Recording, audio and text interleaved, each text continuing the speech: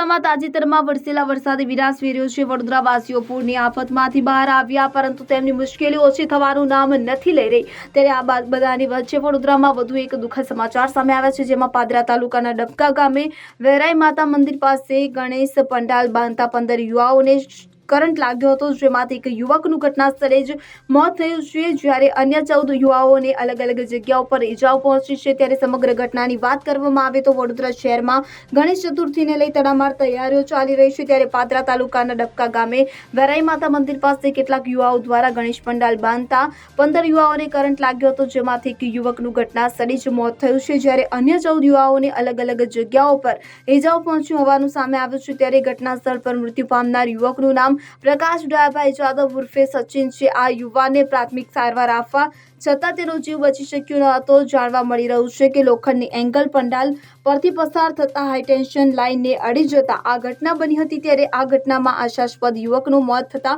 સમગ્ર ડબકા ગામમાં શોકનો માહોલ છવાયો છે।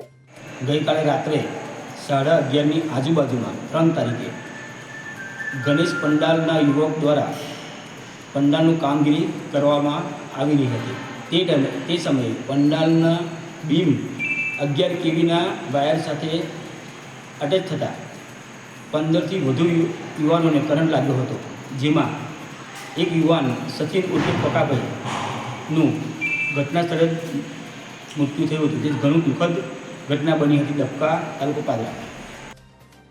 Bureau report CN24 news. હવે જુઓ દેશ દુનિયાની તમામ ખબરો તમારી આંગળીના ટેરવે। ઉઠાવો મોબાઈલ અને Google Play Store પરથી ડાઉનલોડ કરો અમારી CN24 ન્યૂઝ મોબાઈલ એપ।